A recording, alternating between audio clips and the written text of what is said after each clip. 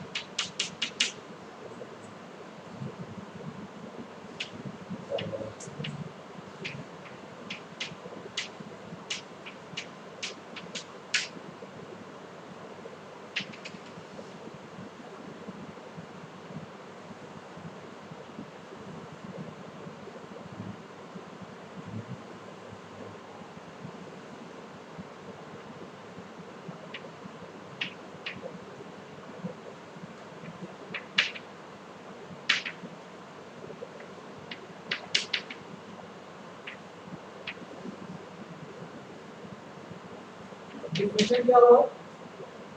Example में देखिए 0 0 एक फ्लूइड अज्यूम करते हैं जिसका थिकनेस डेल्टा टी है. If applying a shear stress on fluid is continuous deform in the direction of shear force. After some time, when shear force tends to 0, fluid will be on rest. Okay? Rest means क्या होगा? आपका fluid क्या हो जाएगा? आपका अर्थ पे आ जाएगा आपका और ये रेस्ट कंडीशन में आ जाएगा. Where shear force की वैल्यू क्या हो जाएगी आपकी? 0 हो जाएगी. तो डेफिनेशन नोट कर लीजिए इसको. Fluid is substance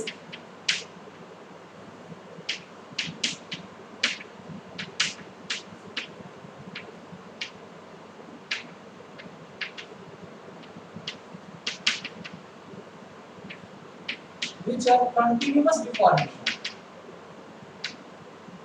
Continuous deformation in the direction of shear stress. In the direction of shear stress. Importance में क्या है? Continuous deformation in the direction of shear stress. Okay, no matter अब ये matter नहीं करता कि shear stress की value क्या है. क्लियर है? तो फ्लूइड का डिफिनेशन आप याद रखिएगा. अगर हम इसको सॉलिड से कंपेयर करते हैं तो सॉलिड केस में क्या होगा? No continuous deformation. Continuous deformation. Deformation तो होगा बट अगर आप फोर्स आप रिमूव करेंगे तो रीगेन करेगा अपना शेप. क्लियर है? इट्स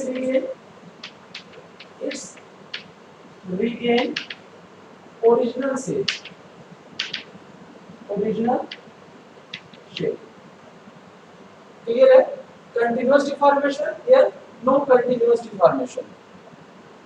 तो फ्लूइड का आपको डिफिनेशन समझ में आएगा आई थिंक. इसको अच्छे से याद रखिएगा. Fluid is substance which are continuous deformation in the direction of shear stress.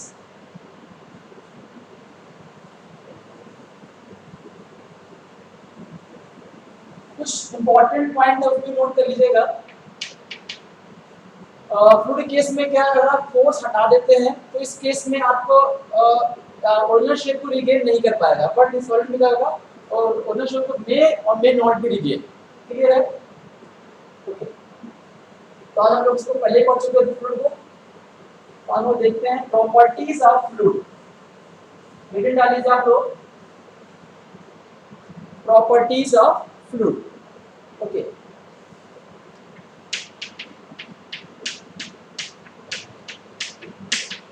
Properties of fluid. जब मैं फ्लूइड की बात करूंगा आप ये ध्यान रखिएगा कि लिक्विड की बात की जा रही है, गैस की बात नहीं की जा रही है। तो लिक्विड की बात करेंगे आज हम लोग केवल। First properties is density. Density बोलिए इसको, मास डेंसिटी भी बोल सकते हैं इसको आप। ओके, चलिए आपको मैं एग्जांपल देता हूं। डेंसिटी आपको पता होगा ग्रेविटी, अर्थ पे ग्रेविटी कितना आपको पता ही होगा, मून पे ग्रेविटी क्या है ये भी आपको पता होगा। तो ग्रेविटी के टर्म में क्या होगा आपका, ये आपका होगा ग्रेविटी, और यहाँ पे क्या होगा आपका वेव। ठीक है, तो ग्रेविटी आप डिनोट करेंगे जी से, और वेट किसे डिनोट करते हैं आप लोग, mg से। क्लियर है? तो मैं आपसे ये क्यों बताना चाह रहा हूँ, क्योंकि आप अभी आप पढ़ेंगे डेंसिटी, इसके बाद पढ़ेंगे स्पेसिफिक वेट। तो जैसा आपका ग्रेविटी और वेट में रिलेशन है, उसी तरह से आपका डेंसिटी और स्पेसिफिक वेट में रिलेशन होता है। तो देखिए हम देखते हैं, डेंसिटी डिफाइन करते हैं। डेंसिटी क्या होगा, किसी को कुछ आइडिया, एनीबॉडी? ओके, कोई बात नहीं, मैं आपको एग्जांपल देता हूँ। अभी अगर क्लास की बात की जाए, क्लास में अवेलेबल सीट कितनी है, 36 अवेलेबल सीट है। प्रेजेंट कितने हैं, प्रेजेंट कितने हैं, 15% है अभी। क्लियर है? तो अभी क्या डेंसिटी क्या होगा आपकी, अभी कम है। अगर आप कुछ समय बाद देखिए, अगर 36 अवेलेबल है और 40% स्टूडेंट आ जाए, तो क्या उनके लिए बैठने सीट अवेलेबल होगा? नहीं। तो क्या होगा, डेंसिटी आपके जैसे जैसे आपका मास बढ़ता चला जाएगा, उसके अकॉर्डिंग आपकी डेंसिटी भी बढ़ती चली जाएगी। क्लियर है? तो डेंसिटी किस पर डिपेंड करेगा, फर्स्ट इज मास। क्लियर है?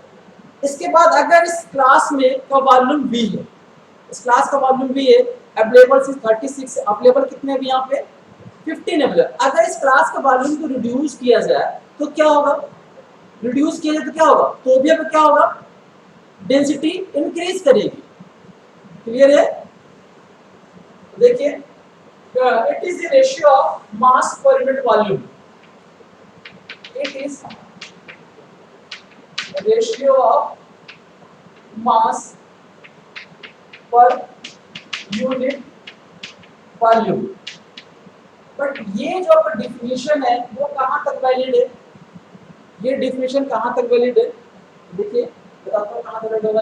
एक ग्राफ देखिए आप लोग, डेंसिटी और वॉल्यूम के बीच में ग्राफ, डेंसिटी, हाँ इसका नोट कर लीजिएगा आप लोग, density is noted by rho, density and delta V, density and volume.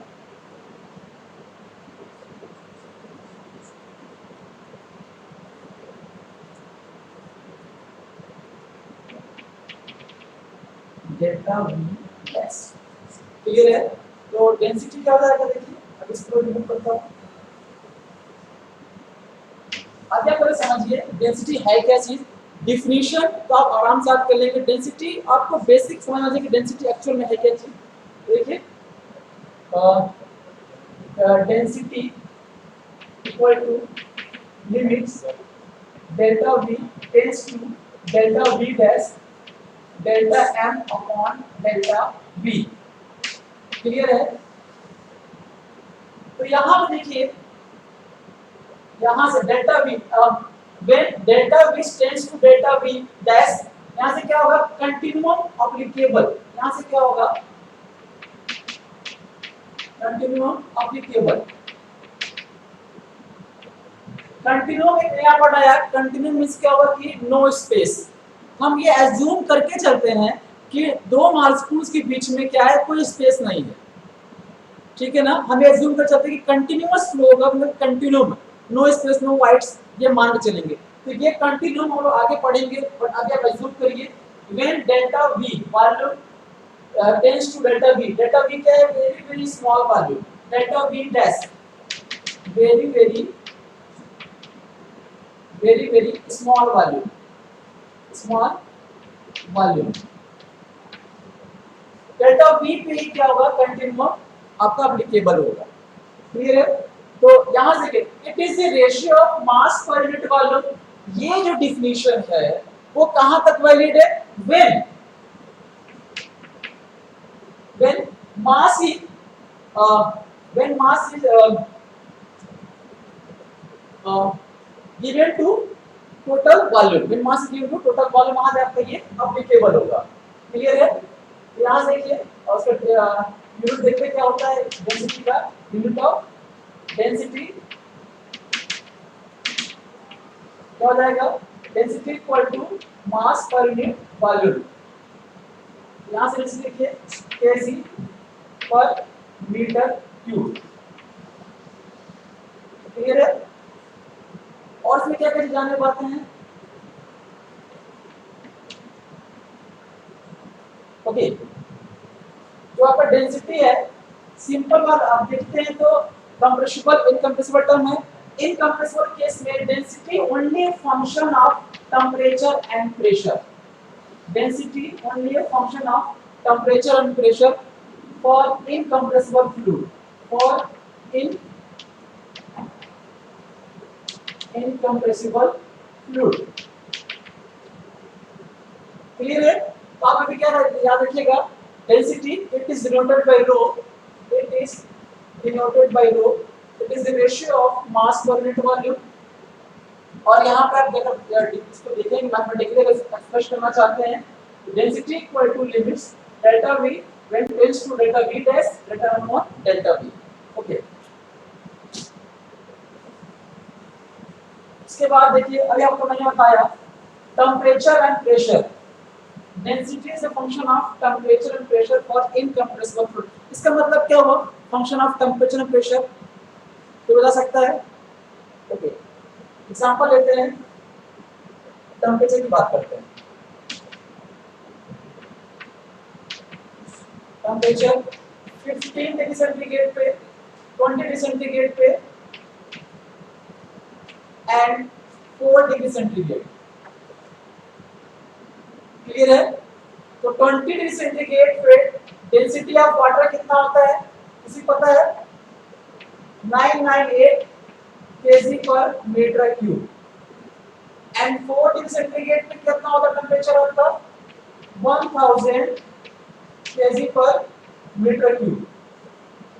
Clear है? तो यहाँ देखिए और 4 डिग्री सेंटीग्रेड पे क्या होता है? मैक्सिमम डेंसिटी होती है, मैक्सिमम डेंसिटी ऑफ वाटर। ये आप नोट कर लीजिए क्योंकि ये मैक्सिमम ज्यादा पूछा जाता है, जैसे एसएससी जेईई हो गया या किसी कंपटीशन हो गया, ये चीज जहां मैं स्टार बनाऊंगी उसका भी नोट कर लीजिएगा क्योंकि इंपॉर्टेंट होगा। क्लियर है?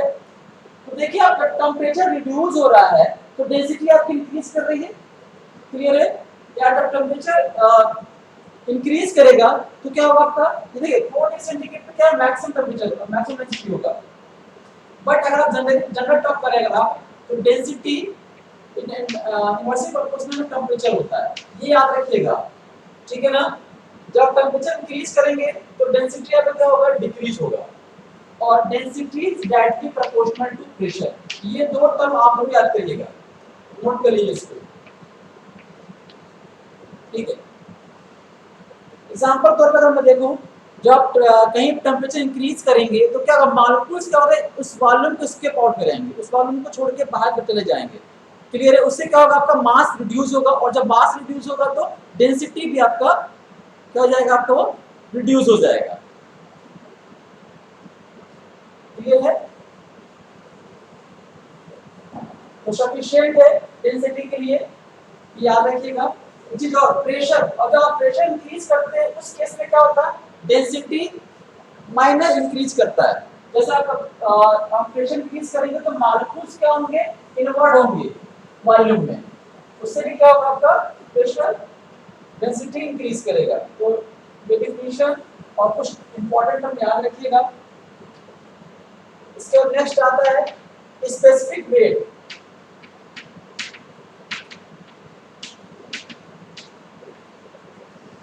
स्पेसिफिक वेट स्मॉल डब्ल्यू से नोट कर सकते हैं आप।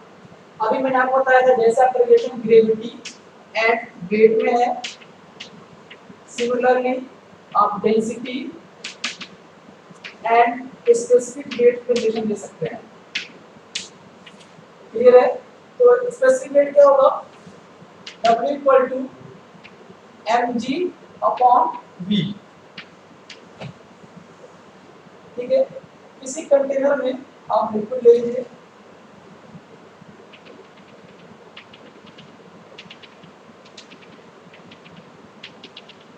तो स्पेसिफिक वेट क्या होगा? It is the ratio of mass, it will be sorry, it is the ratio of weight of the fluid to its volume। Clear है? यहाँ देखिए weight of the fluid mg हो गया, ये वॉल्यूम क्या होगा इसका? वॉल्यूम v हो गया। ये weight of the fluid कितना ऑक्यूपाइड किया? वॉल्यूम v वॉल्यूम ऑक्यूपाइड किया। स्पेसिफिक वेट क्या हो जाता है? It is the ratio of weight of the fluid to its volume। Clear है? इसको जो और दे सकते हैं हम लोग m upon v into g। यहाँ से कितना हो जाएगा? m अपॉन v क्या हो जाएगा आपका? क्या हो जाएगा? डेंसिटी। क्लियर?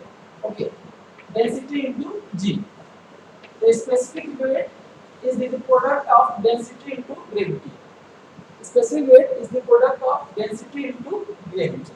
यूनिट क्या होगा? Anybody? यूनिट ओके, चेक करते हैं।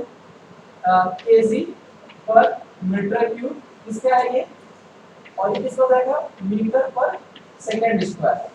तो कितना हो जाएगा ये? Okay, newton per metre square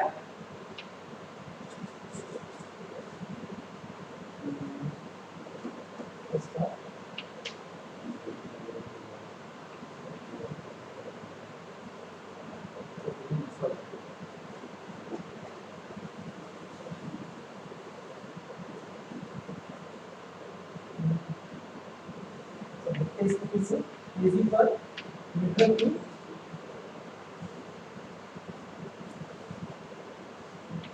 metre per second square, तो कितना हो जाएगा? न्यूटन हो जाएगा ना, ये KG upon metre square upon second square. Formula क्या होता है आपका? m में इसका भी कितना होता है? केजी। ये कितना होता है? Metre per second. KG metre per second square क्या हो जाएगा आपका? ये न्यूटन हो जाएगा आपका ये। तो ये आपका न्यूटन यहाँ से आप कर सकते हैं। कितना हो जाएगा आपका ये? न्यूटन पर मीटर क्यूब कर सकते हैं इसको आप, न्यूटन पर मीटर क्यूब यहाँ से बैठ के निकाल सकते हैं। क्लियर है?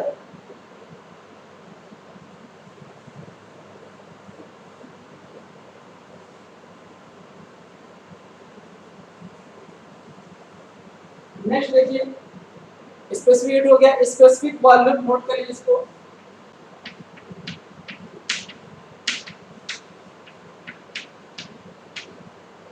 स्पेसिफिक वॉल्यूम, स्पेसिफिक वॉल्यूम क्या होगा आपका? देखिए इसका भी कह सकते हैं, it is the reciprocal of density, और we can say that one mass occupied how much volume. Clear? Volume upon density, it is the reciprocal of density. Clear है? नेक्स्ट देखिए, इसके बाद क्या होता है? Specific gravity, most important property gravity. देखिए सबसे ज्यादा यूज होगा प्रॉपर्टीज में डेंसिटी एंड स्पेसिफिक ग्रेविटी, ये मोस्ट यूज होंगे। देखिए देखिए इसमें स्पेसिफिक ग्रेविटी को, it is the ratio of unknown fluid to the known fluid at standard temperature and pressure। Clear है? तो देखिए इसमें it is noted by capital S. देखिए एस इक्वल टू कितना हो जाएगा? अननोन फ्लूइड जिसका आपको डेंसिटी फाइंड आउट करना है वो हम देखेंगे, और जिसका आपको डेंसिटी पता हो। मैंने क्या बोला? It is the ratio of It is ratio of specific weight of unknown fluid to the specific weight of known fluid at standard temperature and pressure. So specific weight of unknown fluid कह सकते हैं, unknown fluid to the specific weight of standard fluid. और standard fluid की case में क्या करते हैं, water को हम लोग स्टैंडर्ड लेते हैं. Specific weight of known fluid standard fluid लिखिए, standard fluid. अब देखिए स्पेसिफिक वेट क्या है, रो जी, रो इनटू जी, ये अननोन केस में अपॉन रो इनटू जी, ये नोन के केस में जी जी कैंसिल आउट, तो बचेगा क्या होगा, देखिए density unknown upon density standard.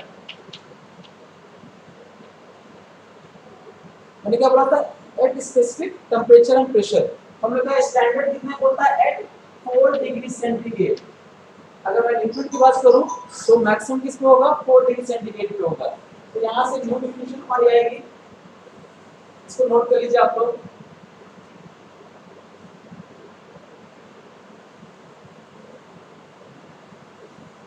देखिए specific gravity S equal to density upon density of water. Density of water at 4 degree centigrade. ये याद रखिएगा अच्छे से. Density upon 1000. याद रखिएगा specific gravity equal to unknown upon 1000. देखिए इन नेक्स्ट क्लासेस जो भी क्वेश्चंस आएंगे आपको डेंसिटी नहीं दिया होगा वहाँ पे, केवल और केवल आपको यहाँ पे स्पेसिफिक ग्रेविटी दिया होगा.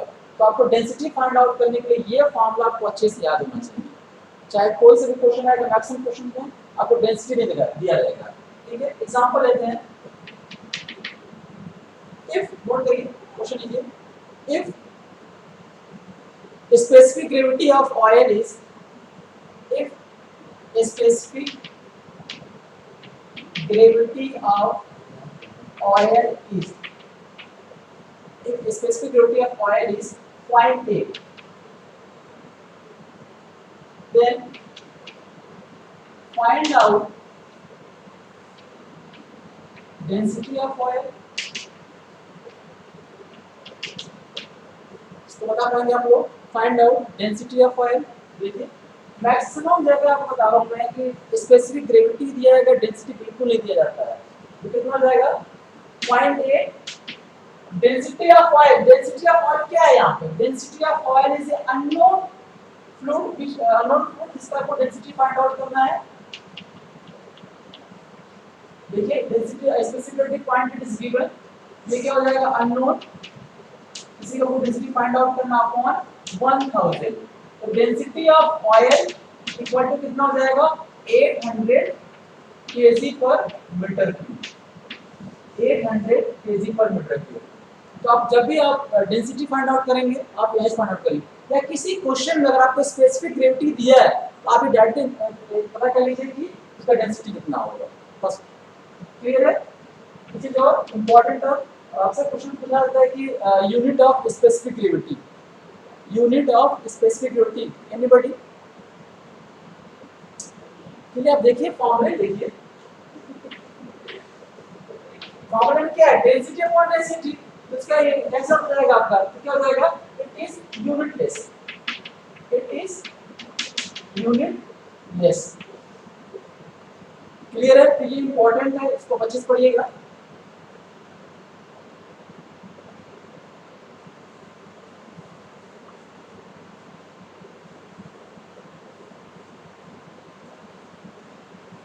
इसमें आप आपकी क्लास में किसी कोई डाउट,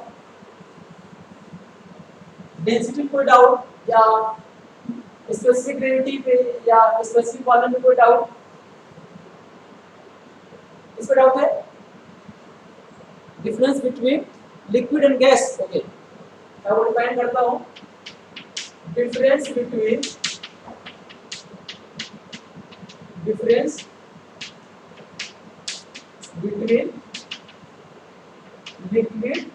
and gas। बहुत इंपॉर्टेंट डिफरेंस है। देखिए देखिए, जब मैं फ्लूइड की बात करूंगा तो liquid and gas treated as fluid, liquid and gas treated as fluid. बस बेसिक डिफरेंस क्या होगा, देखिए अगर मैं इसके मॉलिक्यूल्स स्ट्रक्चर की बात करूं तो आप यहां से पता कर सकते हैं बेसिक डिफरेंस क्या होगा।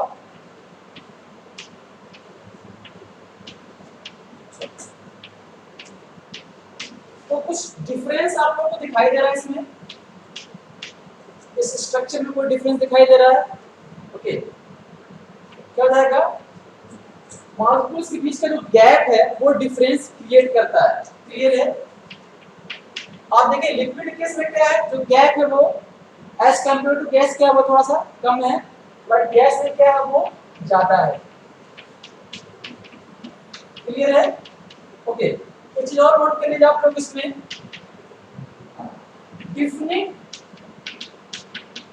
definite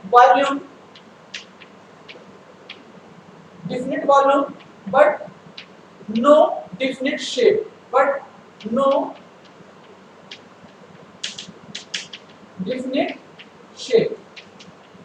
शेप क्या होगा, जो जिसमें आप रखें कन्फाइंड जो स्पेस होगा उस वही शेप वो एक्सेप्ट कर लेता है। क्लियर है? गैस के केस में तो लिक्विड हो गया, ये हो गया आपका गैस। इस केस में क्या होगा, no definite volume, no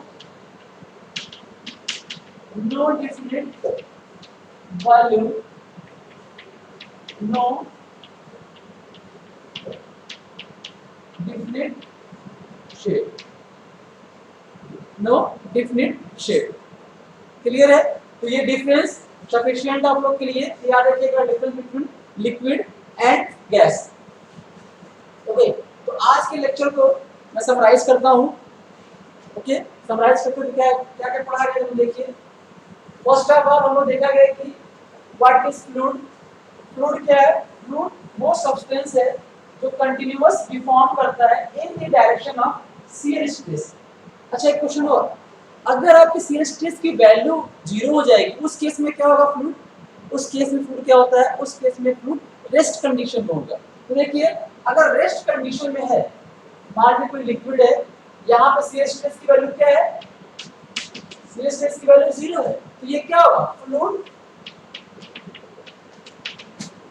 in fluid at rest condition, fluid at rest condition.